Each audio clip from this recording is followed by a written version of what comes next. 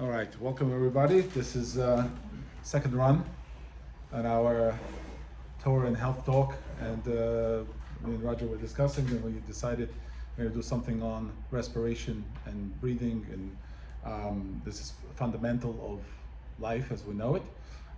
As the saying goes, you cannot live 3 minutes without breath, 3 days without water, 3 weeks without food, and so on. So breathing, besides being vital for life, it contains a lot of processes that it's involved.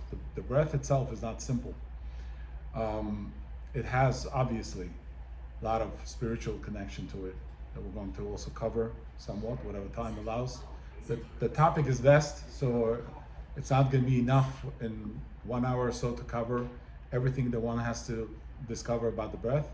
My hope is that being exposed to some of this, you'll look further. Each of us has a different attitude towards health and well-being. Some of us have suffered something and we don't want the repeat of that. We've seen people suffer. We've come from some background of ailments that we recovered from. And almost in all cases of all ailments, the breath is involved. Whether the person broke his leg or he has a chronic condition of some sort, it's always reflected in the breath. Our diaphragm is a borderline, is a rigid borderline between the upper and the lower, upper thoracic and abdominal cavities of our body. We have a major highway, which is called the aorta. You have a aorta coming out of your heart, and then you have abdominal aorta that's descending down. You have like two holes basically, one for blood and nerves and whatever to go down, and one for your esophagus and trachea, esophagus to go down to the stomach, and trachea stays up where the lungs are. So we're going to discuss lungs, we're going to discuss physiology, anatomy, and we're also going to discuss some spiritual aspects of it. We have, obviously, the beginning of the Torah starts with the breath. Interesting, it's so vital. The idea of ruach, neshama, these are all included in more etheric or esoteric ideas of our existence. We feel our breath, but we attribute it to a spirit. Alcohol is called spirits, right? One of the reasons it's called spirits is because it evaporates. It also causes a certain degree of hallucination, visions, and so on. So when people use drugs of different types, could be shrooms, it could be psychedelics, could be alcohol. Every country pretty much had a derivative of some hallucinogenic drug, and they used it in ceremonies. They used it in spiritual ceremonies. American Indians had all types of spiritual ceremonies. They burn sage. There's a lot of attribution to idea of Ktoret. We have the idea of Ktoret, which we're creating adaptation in the Torah for some of the practices that were in a pagan world, where everybody burned something to create a spiritual setting. Air had to be infused with something. Air was believed to have a negative particles to it. In fact, the word malaria comes the word mal aire, which in Spanish means bad air, right? So, and a lot of it is driven by paranoia and fear. In dark ages, people thought, things are spreading through air and so on. And there were. There's some evidence that there was some shenanigans done, by plague doctors. Plague doctors, I'll ask the room, do you think a positive character or a negative character? One of those with the bird beaks, the plague doctors. Goggles and the bird beaks. Now they'll tell you, if you look up on YouTube, they'll say, they had herbs in the beaks, and so they wouldn't inhale some of the, pandemic stuff that was going on at the time, killing people. Others, they were dressed a certain way, supposed to protect themselves from the harsh environments that they had to operate. They also paint them as righteous, doctors that were willing to help. I've heard the version, I don't know, again, anecdotal, don't hold me to it, but I heard the version that, just like in every profession, you like to create a business for yourself. They would take and they would collect some of the discharge from the patients who were dying, and they would take that, gunk, pus, whatever, and they would dry it up, and then they would crush it in their hand as they were passing through the markets, and they would spread it in the air, and people would get some of it, and more sick people would emerge. Probably the same today. If you look at different interests of the, say, pharmaceutical companies, whatever, they create drugs to sell and to make money, and that is not a good situation for a person who's the end user of those drugs. So one of the reasons I do this is for us to be aware of what our bodies do, how we live, how we breathe, how we eat, how we process everything, what can threaten us in the short term, long term, and so on. Now, the breath being vital, obviously, could be a very short term and sometimes imminent threat if you're walking into an environment where the air is not good. Now, you can't see a lot of things in the air unless there's a specific smoke or smell that you can detect. There's not much. Natural gas, they add smell to it in order for us to detect it. It's odorless gas, and people can immediately, pass out, or people don't wake up. God forbid if it's leaking from the gas pipe. A lot of other substances can be in the air that we don't even know, like benzene, for instance. Yes, it does have smell, but benzene is so dangerous, it will sit on the receptors, not allow the oxygen to come into receptors, and a person basically can't breathe. So there are a lot of toxic things. And now we live also in a toxic world. We live in the world, you can't trust water you drink, air you breathe, and so on. You don't know what's being spewed in the air. We live in a highly concentrated area in the city. Anybody lives in Manhattan or here, this is just like Manhattan. Take a corner of Manhattan, it's the same here, Austin Street, right? Constant traffic, constant bombardment of radiation that we have, and other chemicals that are produced through noxious gases that are coming out of cars, out of industrial things, and we also exposed to particles. These particles can be, besides dust and other things that dirt and dust that exist, which probably is not as dangerous as people think. It even could be beneficial, because we do live on some of the basic bacteria that lives around us. For instance, a lot of B vitamins. You know what the B vitamins are? B is in boy. B is in boy, right? B, B1, B2, B3, B4, B5, B6, B7. Did you know there's B7, B8? Right? People don't know. You know what? B12, right? Do you know it's B17? No. Okay. Lateral is B17, otherwise called the Magdalene. But it was outlawed in 1968-67 because it was curing cancer accidentally, and so that's why you don't hear about it. But these B vitamins are in the air. They sit on your fruit. In the natural environment, when the fruit grows on the trees, it has a little dust on it. That dusting on the fruit is B vitamins. And we clean it off. No. In olden days, when they didn't spray it with pesticides, we used to eat it. As a child, I used to climb the trees in the summer, and I would just stuff myself with whatever the fruits were available in the neighborhood. It could be almonds, it could be peaches or whatever. The peaches had that fuzz, and just eat it. Nobody cared to wash fruit off of the tree. It was washed by rain, and it had all the cofactors of B vitamins. Now, B vitamins, between us, is dirt and feces. That's all it is, and you can't live without it. Your nervous system won't function. Nothing will exist in you without B vitamins. You simply cannot live without it. It's a little bit of a reminder that God reminds you that you came from dust, and that's what you function on, right? Without B vitamins, B vitamin deficiencies are some of the worst deficiencies a person can have. And the doctors get alarmed. The B1 is B2, B3, niacin, right? Niacin is very powerful, acts on your capillaries, right? Niacinamide, niacin. Why am I saying this? Because you breathe all these things, and you get B vitamins this way. You get it from air. You can breathe sea air, for instance, get iodine. Anything that's by sea has salt in it, has some iodine in it. It's iodized salt, natural iodized salt. You can't live without iodine. If tomorrow somebody removes every last drop of iodine from the body, person's gone. Drops on the spot. It's one of these chemicals that you have to have in your body. Your thyroid has to have an iodine, otherwise you can't live.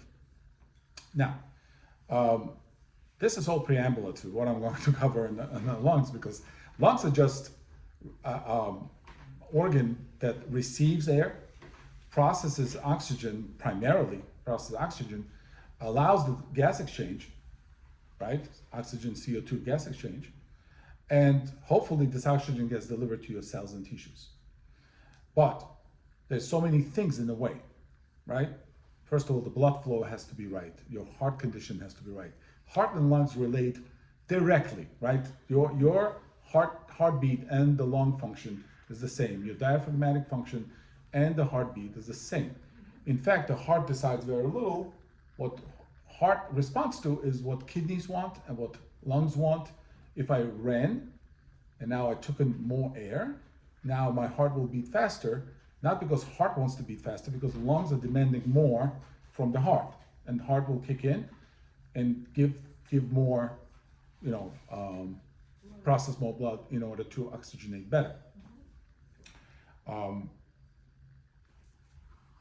Torah says in the beginning, "V'etzer Adonai Elohim et Adam afar min ha'adama." He created the man from the dust. "Vayipach be'apav nishmat chayim, ve'hi ha'adam le'nefesh chaya." He blows in him a spirit of a breath, and person becomes a living thing, animated, right?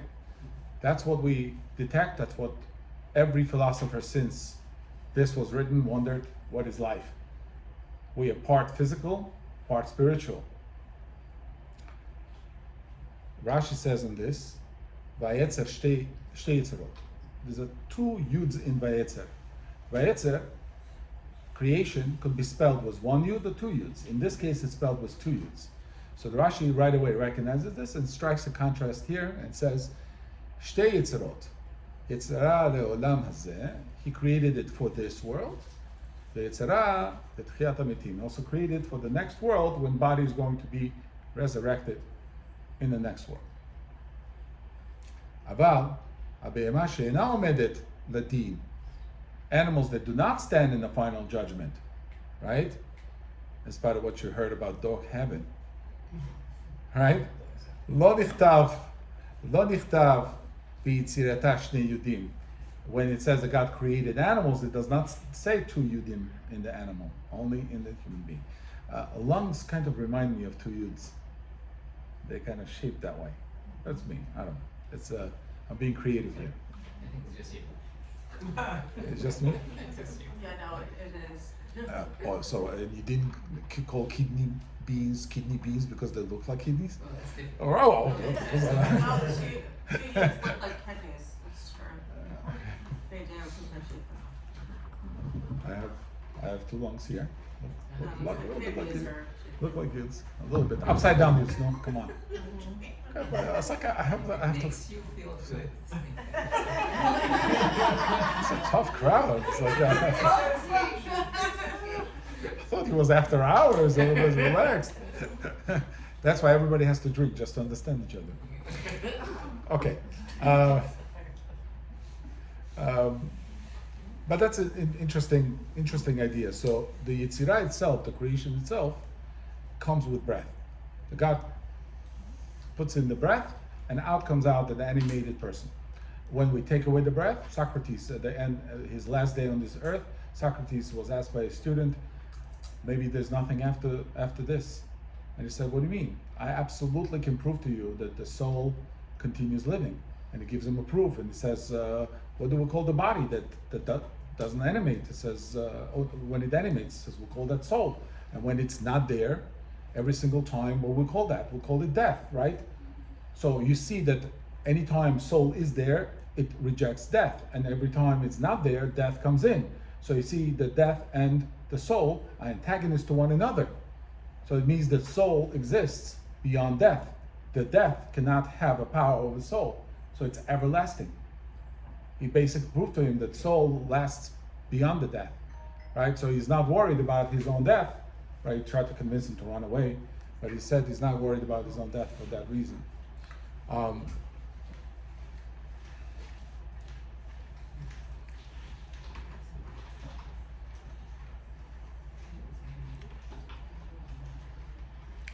We also see the same reference in Cheskel, Navi, when God shows him the valley of bones, right? And he brings it back to life.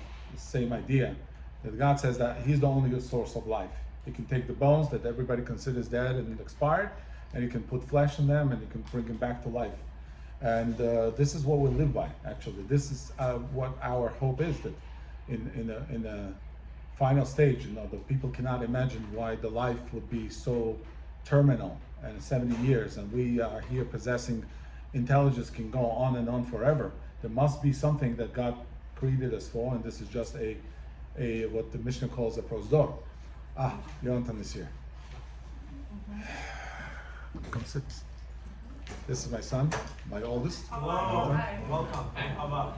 Some family. I had to bring some family. Yeah. All right, little understanding of anatomy and physiology. We'll just go quickly through the organ just to understand what it is.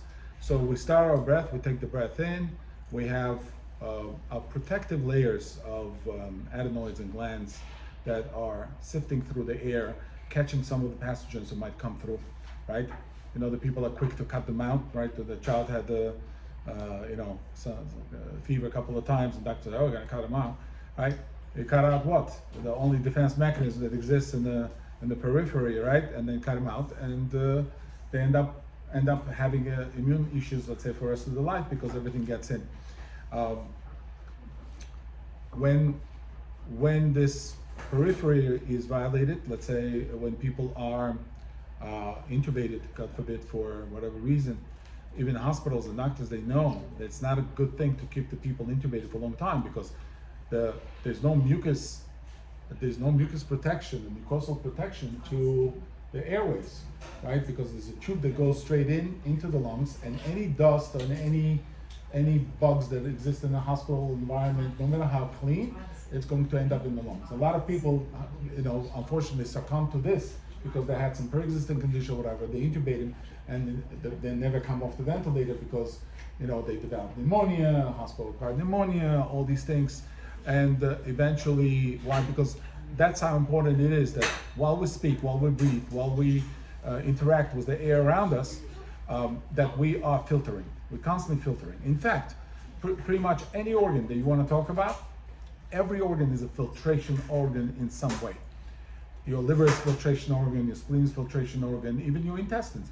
It filters what goes into your blood flow and what stays out. It's all filtration. We have a brush border barriers of everything, everywhere. Now, afterwards we go to your larynx, pharynx, larynx, your trachea, and it breaks up into bronchus, bronchioles, and ends up with, what do we end up with? Round things at the bottom. What are they called? Alveoli. Alveoli. There's little sacs, air sacs, and alveoli are very important because they what allows us to breathe, to exist. Now, there's only one way to breathe. There's no 10 ways of breathing. You can detox in 5-6 different ways. Yes? Yes? You can sweat, poop, pee, right? Person can, God forbid, throws up. That's a way of detox, where the stomach says, I can't handle that much alcohol. It comes out. A person can have other ways of eliminating things. Even when you get angry and you're nervous, your nervous system shakes off some of the toxins, right? Meaning you've been, reaching your breaking point, and then when you shake, that's why the people have tremors. This tremors is a release. So these are different types of detoxing. But breathing is only one way in, right? You can't breathe through your skin. You can't breathe, right, through any other part, only through lungs. And when that's restricted or that's compromised, everything else gets affected. That's why it's so fundamental. When we get to the bottom, the alveoli, is where the circulation happens. Real circulation starts there. Circulation is pointless. Your blood circulation is pointless if the oxygen does not get delivered. You ever heard of anemia? Mhm. Yes? You ever heard of hypoxia? Hypopnea? But isn't anemia also like a lack of iron in your blood? There are many reasons for anemia. Okay. Anemia could be pernicious anemia. Anemia could be because there's a bleeding in the stomach and there's not enough blood to go around, right? Anemia could be that your hemoglobin that's supposed to fit four oxygen molecules on it fits only 2. Anemia could be that your body is not absorbing that oxygen, meaning it does not get to the tissues, that you don't have enough perfusion. That could be anemia. Or could be hypoxia. Hypoxia is this general lack of oxygen to tissues.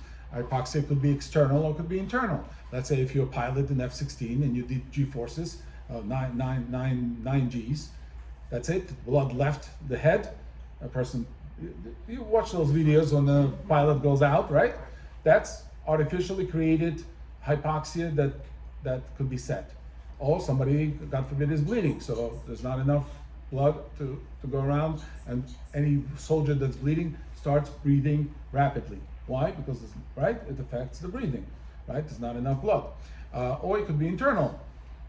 Any of these conditions, COPDs, cystic fibrosis, any of these lung issues can create an anemic state, hypoxic state, and so on. Doctors in general not very well aware, as we saw from COVID, they were not very well aware how people breathe. Apparently nobody taught people how to breathe or how to take care of the person who can't breathe. So all they have is basically sticking the tube in and say, okay, now there's nothing obstructing the breathing, so I guess it's fine. But what happens on metabolic level, on chemical level, they don't concern themselves much as long as the numbers are good, the vitals are good. And many times you'll see that in cases of anemia, perfusion looks good. You put a oximeter on the finger and perfusion looks good, everything looks good, but a person's not feeling good, is fainting, whatever. So why? Because something's not working metabolically with whatever is coming in, right? So idea is not, let's say I ate. By eating something, it does not mean it's mine. I have to still absorb it. If I didn't absorb it, like old people have a problem absorbing. They don't produce low enough pH in their stomach to break down everything. So old people lose weight because they have malabsorption, right? They can't absorb certain things. Just because I ate it doesn't mean it's part of me yet, right? If it goes in and only 10% absorbs or 20% absorbs, then you have a metabolic problem issue, okay? Alveoli, the most important part. Alveolar sacs are round, connected, and they have capillaries running around them. These capillaries bring deoxygenated blood from heart. The heart works in a simple 2-chamber way. You have a vena cava, superior inferior vena cava, that brings deoxygenated blood to the heart, right? So you have a right atrium and ventricles. Right atrium and ventricles bring deoxygenated blood, tricuspid valve, and puts it out through pulmonary trunk. What's called pulmonary trunk goes straight to the lungs. The oxygen blood goes to the lungs, and then through pulmonary veins brings it back to the left side of the heart and goes through left atrium and ventricle, goes through mitral valve, and then through aorta, gets spit out to the rest of the body. Okay, it goes also to your head. A perfusion to the head is very important. Okay, why? Because no perfusion to the head, nothing happens. And under the brain, you have a very interesting thing. It's called circle of Willis. Circle of Willis is where the blood circulates and supplies the brain with blood. A lot of people are on blood pressure restrictive, medications. Now, for good reason, bad reason, or no reason, sometimes they prescribe these medications. Sit anywhere. Come sit here if you want.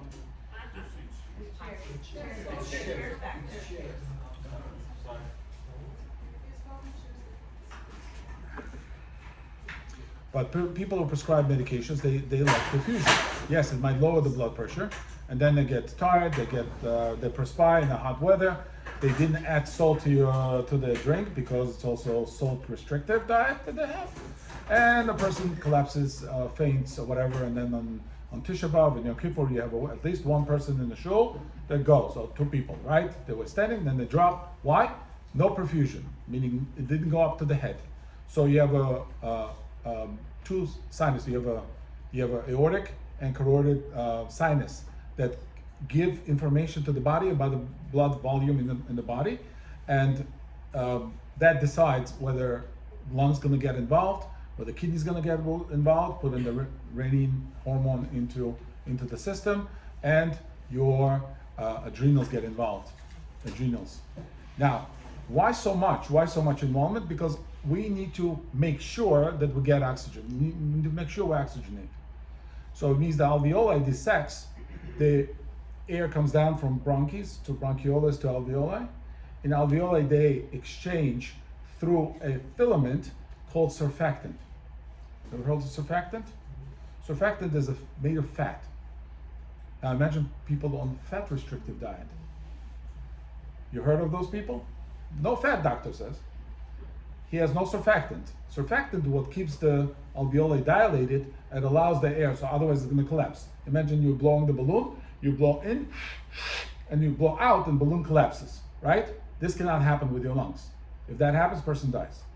There are children that are born with collapsed alveoli, meaning upon birth they're supposed to open up. If they don't open up, that's considered emergency.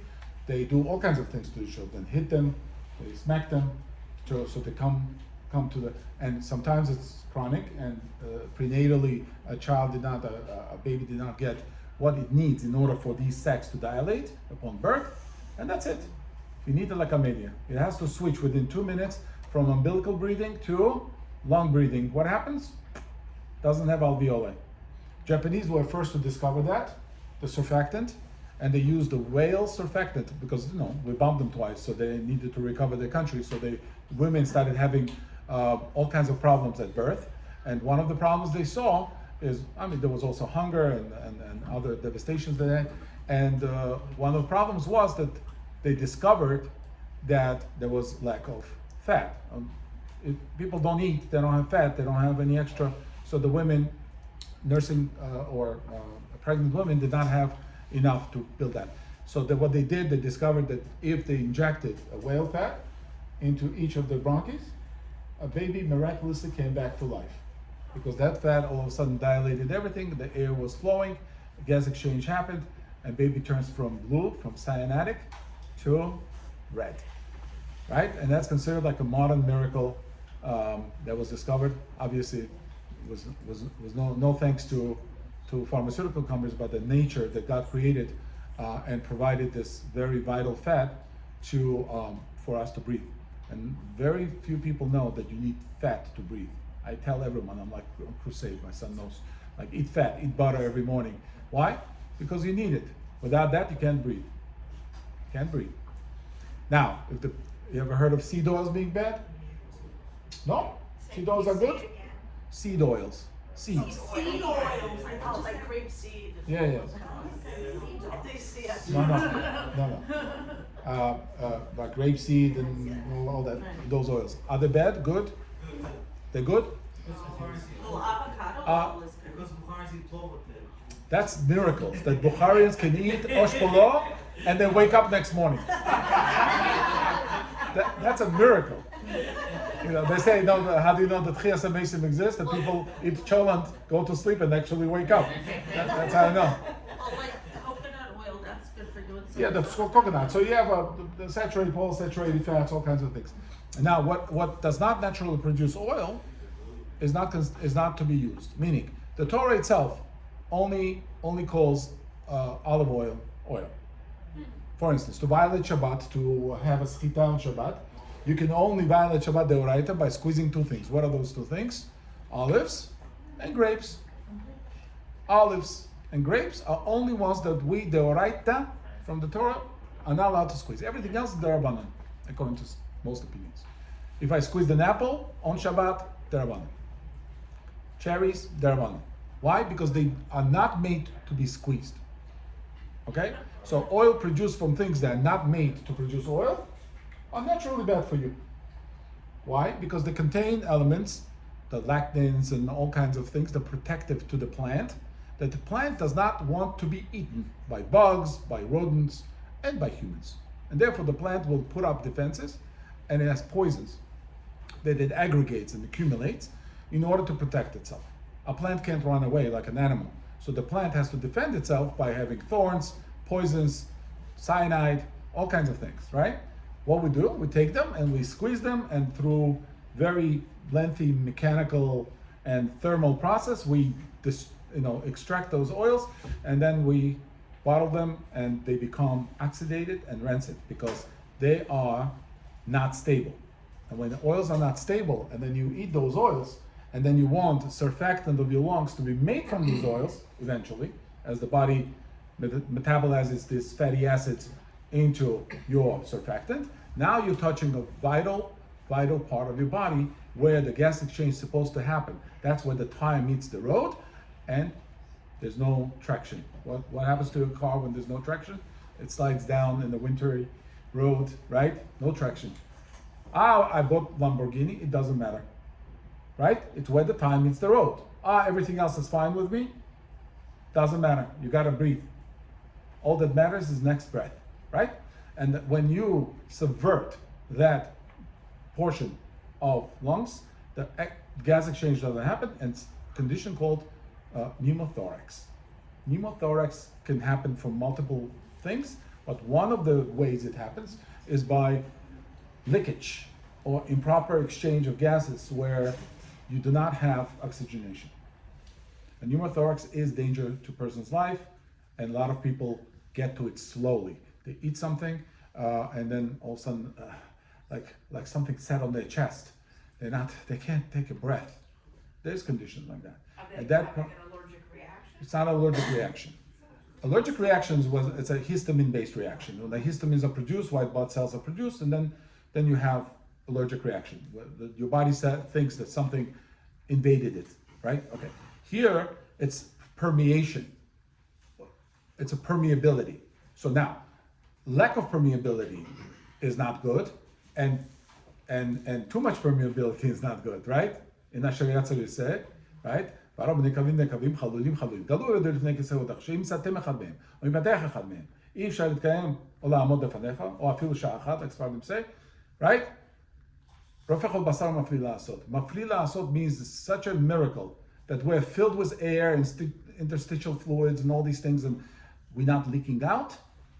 What needs to come out comes out in the right measure. What needs to go in stays in the right measure. It's a miracle of miracles. That's what we have to be thankful for. We're filled with air in our lungs, and doesn't. Everybody knows what happens if thoracic area, God forbid, a person gets stabbed. What happens? A lung collapses. It's called collapsed lung. Why? Because the pressure, the atmospheric pressure in the lung and the thoracic area are different. There's slight difference. But once there's slight difference, based on laws of physics, when you have a vacuum and non-vacuum chambers, and you open up the boundary between vacuum and non-vacuum chambers, right away the gas fills up the vacuum immediately and violently, right? So right away the lung collapses because now you introduce outside atmospheric pressure into thoracic cavity, and lung cannot resist that because it doesn't have internal pressure, and it collapses and the person can't breathe. Right away what they do, that's what they, how they save the person. They plug in the hole, right? Once the hole is plugged in, it slowly now can restore, right? It's an emergency, right? So a person can't breathe because of that. So many things can disrupt it. The same thing happens on alveolar level if there's a permeation or damage, or there's a pneumonia that sets in, there is an infection that sets in, and now this entire bottom of the lungs, which is like a vessel that accumulates all that gunk, right? Does not allow the body to breathe. And the person, fluids start filling up in the lungs, and the person can't breathe. In fact, I don't want to be morbid, but the natural death, not the death that people experience today in hospitals. They ventilate in lungs and don't let people die. They, until they dry like anything. It's a terrible thing. But in olden days, like in movies, you see the king is dying, yeah? He says the last words, his tongue's gone, right? He's got, and we have that in halacha. Divrei shchiv mera is a person who's dying, is on his last breath, so to speak. This is a person whose lungs are filling up with fluids. Person dies by drowning. There's a dramatic interplay of air and water. It's two elements, right? Every person, normal passing from this world is the water takes over air. It drowns, person drowns. The lungs is drowning in fluids, and the person doesn't have room to breathe. And that's a normal way. That's where the neshama expires. It basically gets pushed out by another God's element, right? It's disturbingly poetic, but I think there's a lot to wrap your mind around this and understand the miracle of the entire mechanism, how it works. So let's talk about that. Let's use this as a segue to more spiritual ideas. There are many spiritual practices. You can travel the world, and in every culture, religion, you will have some breath work, some breath practices. Buddhists have it, Hindus have it. Anywhere you go, the people will tell you, that's how we breathe. This is how we breathe. You come to America and they'll tell you, okay, you breathe like in gym, I don't know. They do jumping jacks or whatever. Very stressful breathing in Western countries, very stressful breathing. After Industrial Revolution, everybody is running around working, and it's a rat race. And in the rat race, you have a very short and stressful breath. What that creates is a very sympathetic state of the body, a stressful state of the body. It releases a lot of hormones that are adrenaline, cortisol, and other hormones that will prevent person from relaxing and taking a breath, literally taking a breath. I mean, idiomatic, like I give you expression after expression. You took my breath away, taking a breath, whatever. Everything has to do with that initial reaction of the person to the world is breathing. If you scared me, I go like this. My diaphragm reacts right away. If I'm calm and I'm breathing normally in a normal pace, you know what happens to my organs? My organs, which are sitting under the diaphragm, which is like an umbrella, my organs relax because they're caressed by my diaphragm. My diaphragm is initial alarm whether I should get up and run, or I'm nice comfortable situation, and I have a regulated breathing. And what happens is many times people don't understand what do adrenal glands have to do with kidneys. They're sitting right on top of the kidneys. They look funny. They look like Napoleon's hat. One of them looks like Napoleon's hat. Other one looks like a semi-lunar kind of thing. These are adrenals. They basically put in adrenaline into your blood. If you need to run from a dog, that's what's going to go to work. How does it go to work? When you see something and you get scared, you go, you have that. What it does, it presses on the adrenals. They're sitting right on top of the kidneys. That little hammock that's hanging over presses on the adrenals. Right away, adrenals say, something's happening. They throw in aldosterone. They'll throw in adrenaline. Right? And your blood gets spiked. It's like a nitrous gas put in the car. And you go and you run. People don't know where they got the strength, right, to jump over the fence. Watch those videos when the mailman jumps over the fence, when the dog runs out to greet him, right? All of a sudden he finds the strength to jump over the fence. Woman lifts the car. Woman lifting the car, right? So all these things.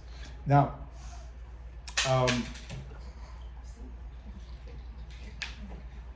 When someone has like panic attacks though, right? Right. It's like a mixed message kind of thing. It's not like it sets your body or your adrenals into a different. right, so let's talk about a little bit for panic attacks, since we all panic from time to time. Panic attacks, right? I think it's important. We as human beings, unlike animals, are perceptive. We're perceptive of future. A dog, a cat, does not worry about what's going to be 2 weeks from now. We worry. A donkey can sit on a nail and say, it hurt, okay. Now it doesn't hurt, okay, I go on with my day. A person worries, did I get an infection? What's gonna be? Oh my God, why did this happen to me? Why is God punishing me, and so on, right? So we are perceptive. When we panic, we don't always panic because of factual things. We panic because of possibility of something negative happening, or it's snowballing into something that's even worse. Oh, if you're gonna get C in your class, you tell your children what's gonna be tomorrow, right? You're gonna do drugs. Whatever your paranoia is, regarding your children's education, right? So you don't always panic because of what's factually true. In fact, a person that calms you down is the person who realizes there's no danger, right? They say, don't worry, everything's fine, you're good, you're okay. And they calm you down and your whole system slowly comes down. Your breath is restored. You stop hyperventilating, right? Or they give you a brown baggie and you breathe into brown baggie. So the people mistakenly assume that CO2 coming out is the goal of our life. Take oxygen in and get the CO2 out. Absolutely not. You have to retain some of the CO2 to create acidic environment in the blood, somewhat acidic environment in the blood. Why? Because your blood pH is very precise. It has to be between 7.35 pH to 7.45 pH. If God forbid it drops a little bit, it becomes acidosis and person dies. Goes up a little bit, becomes alkalosis and person dies. The blood does not play. The blood has to be dam hu nefesh. It has to be absolutely perfect. And if it needs to, it will take stuff from your bones and will put calcium and phosphorus or whatever it needs in order to alkalize the blood. That's why people have brittle bones. All the osteo stuff that you hear is Americans that use a lot of drugs who leach calcium and whatever out of the bones, creative oxidative stress and acidic environment in the body. The body needs to get minerals somewhere, and the closest thing they can get minerals, if you don't eat them, it's going to get from the bones. And then women have postmenopausal conditions with their osteoarthritis and all kind of things, and men can have other problems as well. Now, if you're panicking, you're blowing out a lot of what? Air. And therefore you're hyperventilating. Your balance is destroyed. So you have to retain some of the CO2 you're blowing off because it's actually good for you to retain it. You breathe in a bag, it means you're breathing your own CO2, you're restoring it, and then you're gonna come down, right? So that's important to understand. This mechanism is something that you can use. This is the one takeaway. Whenever you see a person panicking for whatever reason, you have to understand that they're hyperventilating. They're blowing off too much air. And that can set in a bad reaction. And the person that panics is a person that's also dangerous to themselves. They can do something, they can fall, they can drop something, they have a sporadic movement, and that all translates to nervous system, translates to their ability to stand, function, if they're operating car or whatever, that's also not good. Many women, God forbid, they have a fender bender. Right away they panic, they start shaking, they don't know what it is, they try to dial the number, they can't dial the number, everything shakes, everything, right?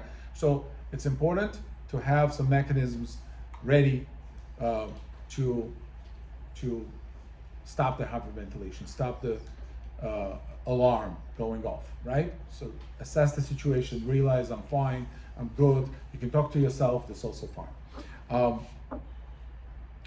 So that brings us to this idea of mental stability. Breath is absolutely directly connected to my mental stability. Yeah? You don't believe me? Hold your breath for a minute. See what happens. Oh, let me hold your breath for a minute. See what happens, right? It's one thing if I'm holding the breath. It's another thing if your worst enemy is waterboarding you, right? It's not good. Right? Oh, sorry? Dizziness. I said dizziness. Oh, dizziness as well. That could be part of that also, because the perfusion again is important. People feel lightheaded from sudden changes in the environment.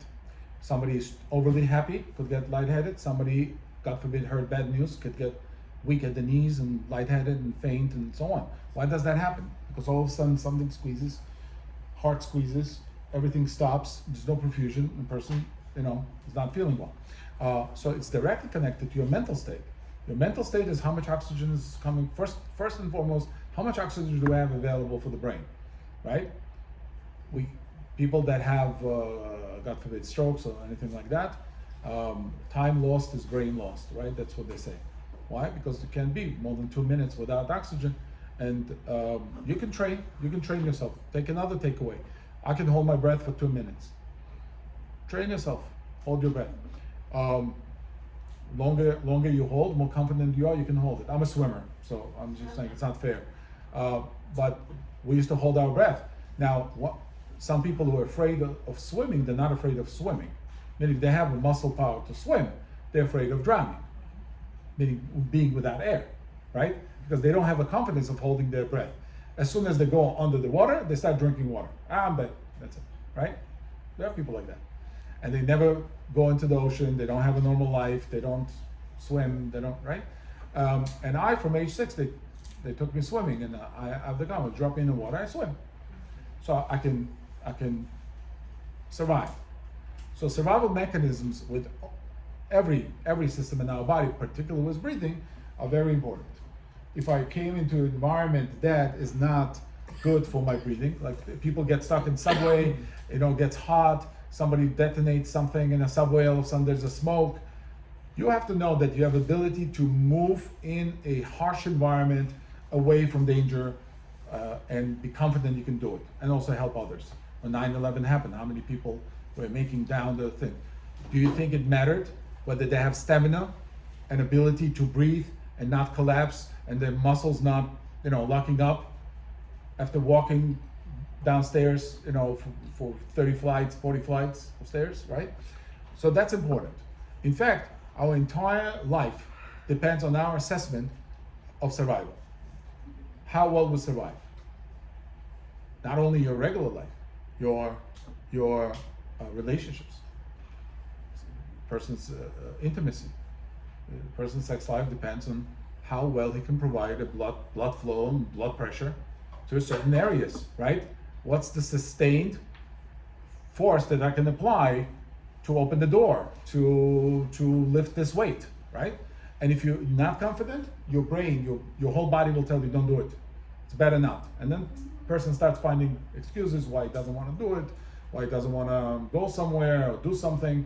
Why? Because his innate knowledge that he has, that he's not able to push that far, will always stop him as a precaution, and he won't be able to operate. And that's called shortness of breath. When Moshe Rabbeinu came to Egypt's slaves in Egypt and told Bnei Israel, you're coming out, right? They could not listen to Moshe. Mikotzer ruach, it says, ve'avodah kasha, from the shortness of breath and the heavy labor.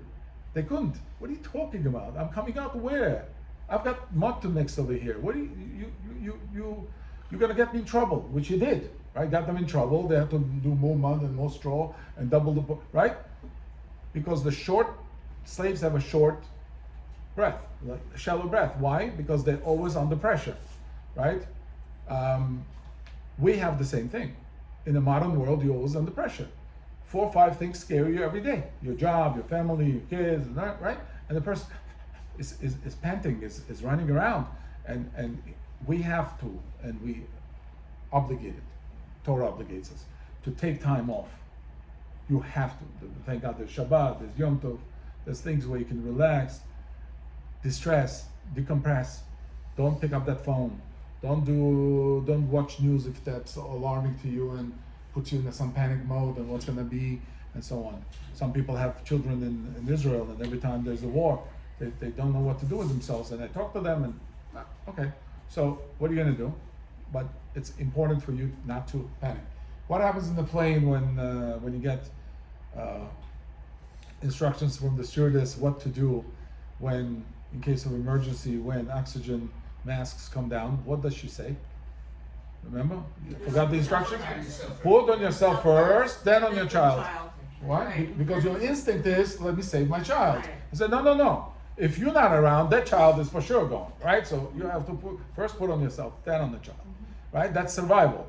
So they have to teach you these things so for you not to panic and not to do things that later can end up hurting you, okay? Surprisingly, we have a big number of rabbis, medieval rabbis, that wrote on the topic of breathing. If you could find, Rambam wrote a book, a treatise on asthma. Yes. It's very rare. But wasn't he a doctor? Yeah, it was a physician, of course. It was at the court of Saladin, and at the request of the son of the Saladin, who was the heir to the throne of Saladin, he was ill with asthma and melancholy. And he wrote a special treatise for him, how to cure asthma. Many people don't know that. Your Sepharia doesn't have it. You have to look in the Library of Congress, whatever, I think there's a copy, and there's an amazing book, treatise on asthma. And there, sorry? Does it work? Of course it works. Oh. What do you mean? Why would it not work? You, what was the treatment for asthma? Yeah. Oh, back then, okay. There are several treatments, obviously, but he emphasized environments first and foremost, because they lived in a very stagnated environments. They didn't have air conditioning. They didn't have whatever. Bunch of people lived together. They breathed each other's gases, so to speak, right? You're in a public place. You're pretty sure you didn't eat chicken today, but you taste chicken, or not, right? Or not. Happens. You know, you stand in the subway, shoulder to shoulder with somebody, right?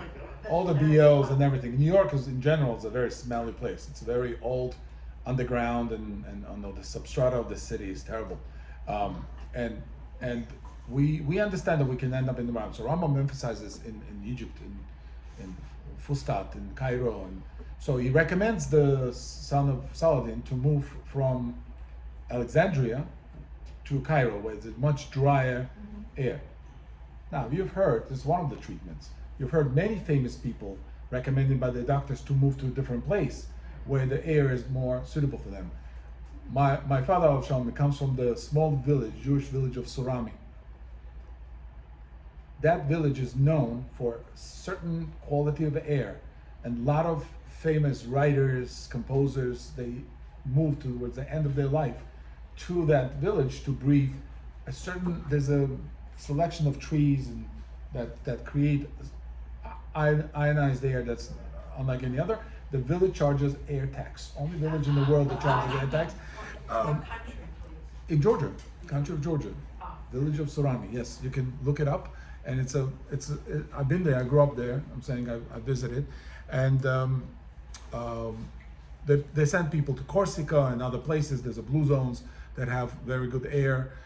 So he sends them to dry air. The environment changes right away. You always hear of these prophets, right? That the exile to a desert, and the midbar, and all of a sudden they start very impolitely living too long, right? What's going on? It was supposed to be dead long time ago. It's salt in the air, it's dry air, and it has salt. Salt is one of the most curative things for your alveoli. Why? Because in your lungs you have little hairs called cilia. In your bronchs you have the cilia. Cilia is the little hair-like structures that's supposed to brush the mucus out. That's why you cough, you expel things when you have congestion and so on. The cilia help pull it back up. Only place you don't have a cilia is around alveoli, because it's supposed to be cilia-free environment where the gases exchange. So if something gets stuck in there, you have infection down there. What's going to get it out? You've heard of salt rooms? Yeah. Salt rooms. People Like sit in caves, salt caves, exactly. Salt caves. Going to the ocean. Or you go to ocean where there's a salt, or Dead Sea. You go to that. So air is full of salt. When you breathe that in, it goes all the way down. If it's a dry salt, and salt caves do that, they have a special ventilator that spreads that very thin, fine powder of salt. And when you breathe that in, you can do it at home. You can get the salt breather, buy it on Amazon. I have it. You just inhale. Yeah, if you're congested, you inhale salt, and that fine powder goes down there. And what it does, it foams up in alveoli all this infection and brings it out. That's why it's curative. That's your third takeaway today. Okay, so when Maimonides, when Galen, when Muslim scholars, Avicenna were writing about these things, they understood that they live in a congested environment. A lot of diseases could be easily spread. No refrigeration, it means Sanitary was not always there. Dysentery was easy to set in. People bought contaminated meat or products, and that can also infect lungs, like we said, with oils. Rancid oils create oxidative stress. Lungs can't breathe. The air that comes out is now carries a lot of toxins. Breathing is one of the ways that we also detox, right? Our pH levels are regulated by air, and we detox by breathing. We also maintain our body weight when we breathe. The fat breaks down. Fat breaks down and comes out in your breath. CO2, the C in CO2 comes from fat, because fat is made of carbon chains attached to OH groups and hydrogens, right? So carbon chains. These carbon chains, when you breathe out, you're maintaining your weight. He said, well, listen, you can start eating today and you're not just gonna gain weight rapidly, right? If you start eating more every day, you're not gonna gain, 2 pounds more, now I should be 2 pounds more. You're not gonna be 2 pounds more, and tomorrow 4 pounds more, and 6 pounds more. Why? Because you're gonna breathe more, you're gonna perspire more, you're gonna sweat and breathe, and all of that is gonna come out. Moisture comes out also, you lose water when you breathe. That's why you have to drink water. Up to a liter of water you could be losing if it's a hot weather or you're running and so on. You have to hydrate. Hydration is important. But hydration without salt is also deadly, because neurotoxemia is a death from water, which means that you can get into a situation with washing out your nutrients and not replenishing. So you need electrolytes. The famous Chicago case where 700 elderly died in Chicago heat wave in 1996, I believe, if I'm not mistaken, 1996. 700 elderly died in their apartments, because then doctors decided everybody should be on salt restricted diet, and they kept hydrating without salt. And without salt, you don't have electricity in your body. You can't conduct electricity. Your nervous system doesn't work without salt. So they collapsed, they fainted in their apartments, and they died. So you need to have salt. So when you're drinking in the hot weather, take a pinch of salt, put it in your bottle, and drink. And then this way, the salt will distribute your fluid dynamics are much better with salt. It will distribute throughout the body, and you'll have much easier time. Fourth takeaway. Well, sorry? Fourth takeaway. Fourth takeaway. You're welcome. Don't mention it. Okay. It's more important what kind salt. Oh yes. Yeah. Don't get me started on that, because I okay. Yes. No Morton salt. No. Okay. When you go home, if you have Morton salt or one of the Cross, whatever, Red Cross, whatever salt, look on the ingredients. It should say what? Forget iodine. That's a different story. Yes, in the sea salt. What's the ingredient? What's the ingredient besides salt in there? No. Sodium chloride is salt. No. Sometimes you can find trace of. No. NaCl is not aluminum. No, NaCl. NaCl, right? But they add silica. You're gonna see silica in there, and silica is sand, is glass. Why? So it doesn't clump in your caking, anti-caking. So you're gonna eat sand because you want a better salt shaker? Yes, otherwise it's gonna get wet and you can't shake it out of the salt shaker, and you're a polite person, you want to use a salt shaker, you don't want to stick your fingers in there. That's why they're doing it, right?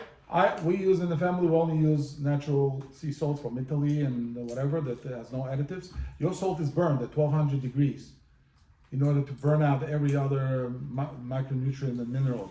Your salt's supposed to have 80, 90 different micronutrients that goes in your body.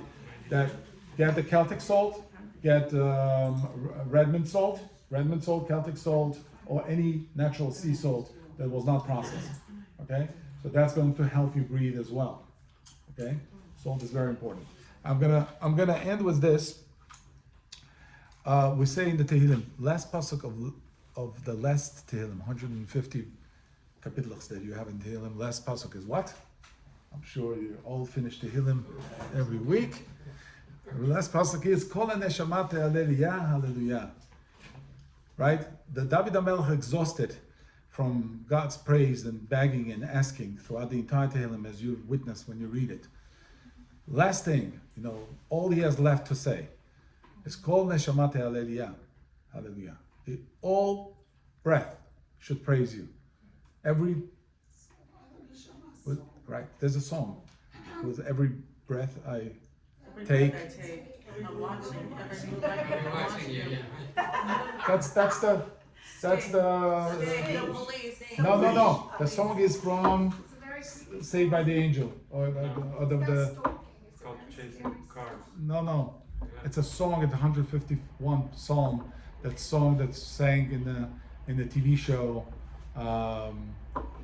old TV show. Anyway, It's called but that song's Chasing Cars by the Police. Yeah. No, right, every breath I take, says- that's by the police. Yeah. right, and every breath I take, I will thank the Lord above. That's what it means. That's what the song says. It's a different song. Okay. But there are many songs that talk about breath, right? Breath is important. So, the rabbis took the note from that, and the entire thing, your entire Judaism is shaped by this pasuk. There's nothing to do in this shul if not for this pasuk. Nothing. All of this is for nothing. Bookshelves, bima, everything. Because entire prayer, brachot, and everything, the rabbis took from here. That now they can establish such a thing as the bracha. Kol neshama. Don't say neshama, but say it was called neshima beneshima. Every breath and every breath, right, that you take, and they took this as a foundational pasuk for all the brachot. But now, when you smell something, right, particularly brachot of the reach, when you smell something, right, that's neshima. You took a smell, say borei atzeh besamim, borei mineh besamim, borei isfeh besamim. Give thanks for God for even breathing. When you smell something, you're breathing. You're not doing anything. You have to give thanks to God. There's Ibn Ezra, very important Ibn Ezra on this. It says kol, the word kol. Why kol neshamat ha'aleliyah? What's kol neshama? Say neshamat ha'aleliyah. Everybody has a soul who praise you.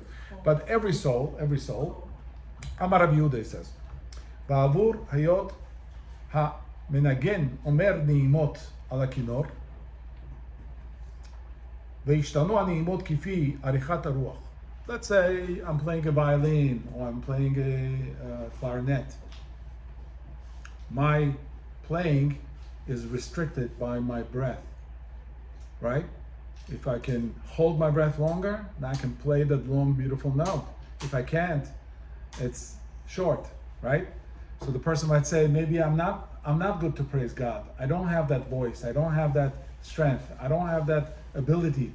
Look what everybody else does. I can't even read Hebrew or whatever. My breath is short. I don't have confidence. He says, Kol neshamat. God is involved with every breath, even the faintest breath, even the child's breath. It doesn't care. Every breath is the praise for God because it represents life, and the life is a fundamental. So he says. Rabbi Shlomo Asfardi says, it brings Shlomo Asfardi, this is our neshama in upper worlds. We have a greater soul that sits up there. Yes, we might be feeble here and we don't have a voice or whatever, but we have much greater soul up there. And okay. Sefer Tehillim, Tam ben Ishlam, this is his last words. It says, I finished the Pirush on Sefer Tehillim. Avraham no Meir Kalalam, Avraham, son of the Meir, put them together. Velo tamut ilot el leolam, the praises of God will never disappear. And who's gonna respond to all the prayers but him? So I'll leave you with this thought. Protect your breath. Make sure that you feel the presence. You feel your own calm and tranquility. We can speak endlessly about this, but some of these things that we discussed today, look it up. It might apply to you, may not apply to you, but eventually it will be of benefit of studying something that is so important every time you wake up. You say the Modiani, right? Neshama that comes back to you, that we say every morning. It's not an old prayer, it's 400 years old, but somebody thought that it was very important to compose it, right? So I'll leave you with this, and thank you for your kind attention.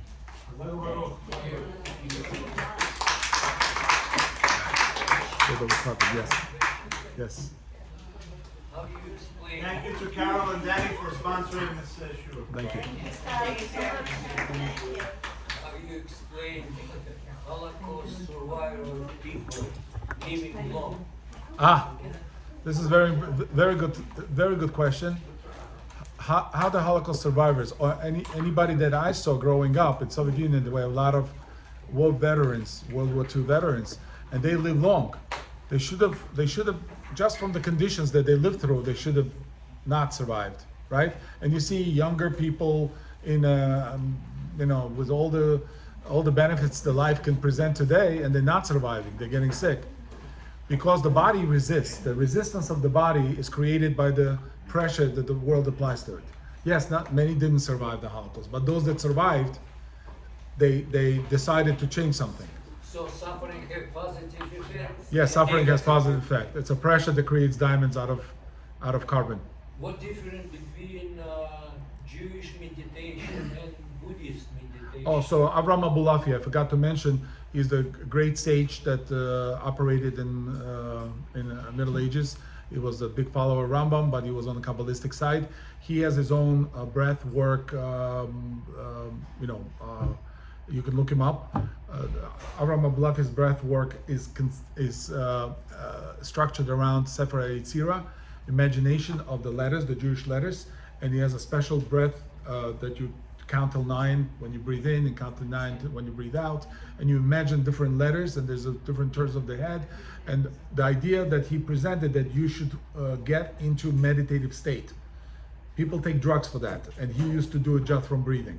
He was able to create a breathing system that allowed the person to be in meditative state, and he had visions, as people report, he had visions himself, and he taught others to be able to get into truly meditative state. So that's Jewish approach, where you imagine God's letters and through which He created the world, and that creates a fundamentals of all creation. And then you praise. When you praise, you take example from nature itself.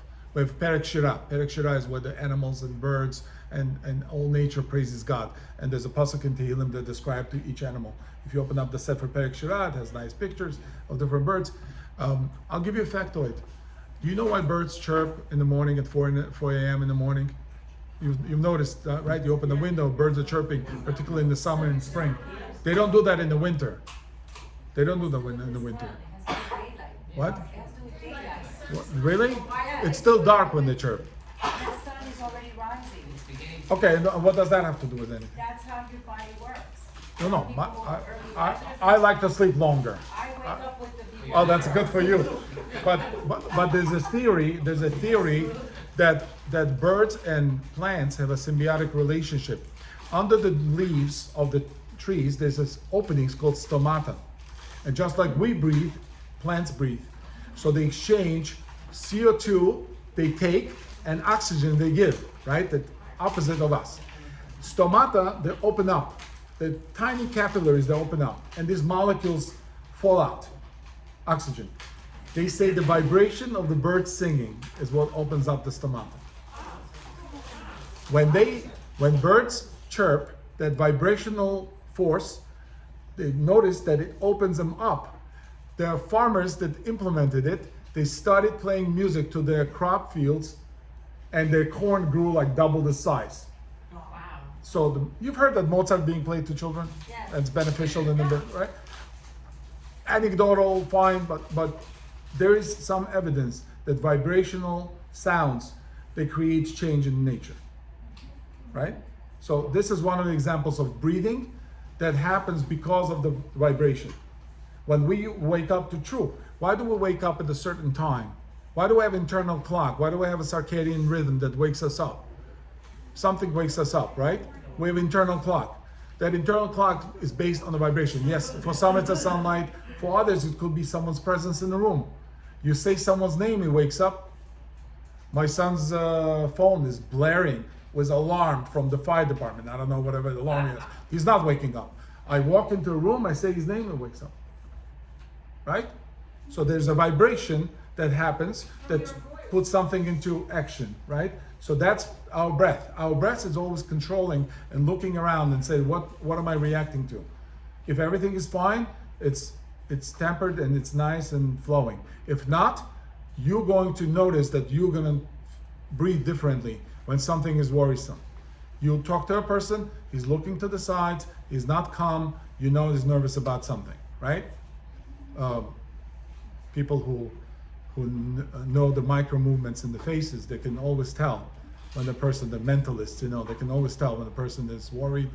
His breath, in fact, the lie detector is what? They put a special belt on the person's chest.